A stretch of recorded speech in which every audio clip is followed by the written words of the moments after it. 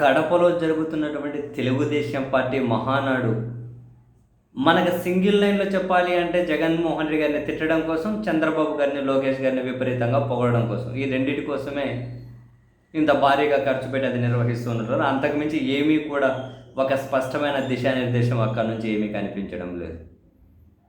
ఇదంతా ఒక ఎత్తు అయితే చంద్రబాబు గారిని, లోకేష్ గారిని ఇక్కడికి వచ్చిన వాళ్ళు, హాజరైన వాళ్ళు పొగుడుతున్న పొగడ్తలు వాళ్ళకి సాటిస్ఫాక్షన్ ఇవ్వలేదేమో, ఇంకా పొగడ్తలు సరిపోలేదేమో,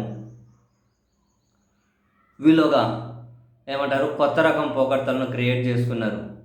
స్వయాన ఎన్టీ రామారావు గారే వచ్చి చంద్రబాబు గారిని,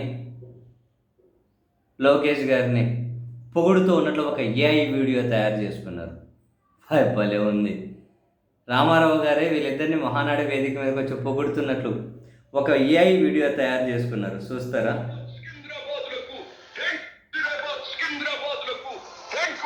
నేను సాంస్కృతిక వారధి కడితే ఆ తరువాత సైబరాబాద్ అనే గొప్ప నగరాన్ని పుట్టించి తెలుగు నేలకు, ఆధునిక ప్రపంచానికి సాంకేతిక వారధిని కట్టించిన వాడు చంద్రబాబు. లక్షల రూపాయల జీతం గురించి ఏమారైనా కలగన్నామా? దాన్ని సాధ్యం చేసింది నా తెలుగుదేశం ప్రభుత్వమే అని చెప్పడానికి నాకు గర్వకారణంగా ఉంది. సంఘాలతో అట్లా రామారావు గారు యువగణానికి ప్రాధాన్యమిచ్చినోడు సైతం అసూయ పడేలా, మయుడు సైతం అప్పుల పడేలా రూపదిద్దుకోవాలని మనసారా దీవిస్తున్నాను. క్రమశిక్షణాపూరితమైన అభ్యుదయ సమాజ నిర్మాణ శక్తిగా యువతను మనచడం కోసం ఆనాడు నేను కలను కన్నాను.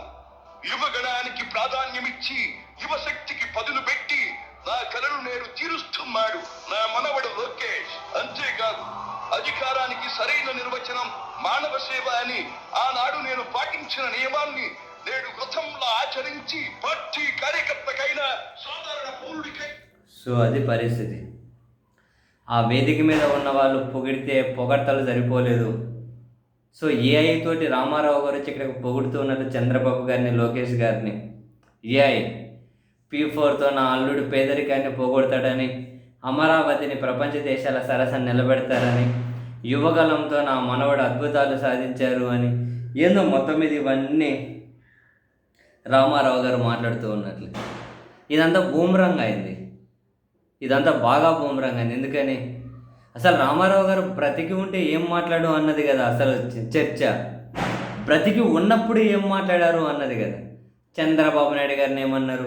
చంద్రబాబు నాయుడు గారు నా అల్లుడు విశ్వాసఘాతకుడు, ఔరంగజేబు లాంటి ఎన్ని మాటలు అన్నారు. అసలు ఇవన్నీ పక్కన పెట్టండి.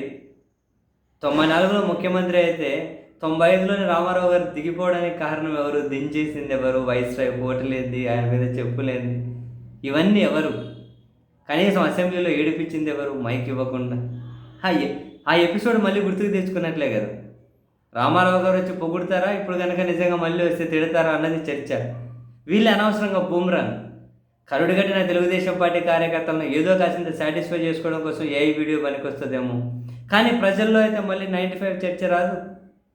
అసలు రామారావు గారిని ఎవరు దించేశారు? ఎందుకు దించేశారు? అసలు ఎవరు ఆయన ఏడిపించింది? ఎవరు ఆయన దగ్గర పార్టీ లాక్కున్నది? ఎవరు ఆయన దగ్గర అకౌంట్లు లాక్కున్నది? ఎవరు ఆయన ఖర్చుల కన్నా డబ్బులు లేకుండా చేసింది?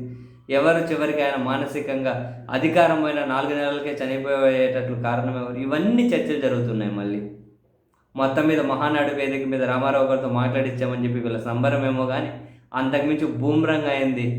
అదైతే ముమ్మాటికి నిజం.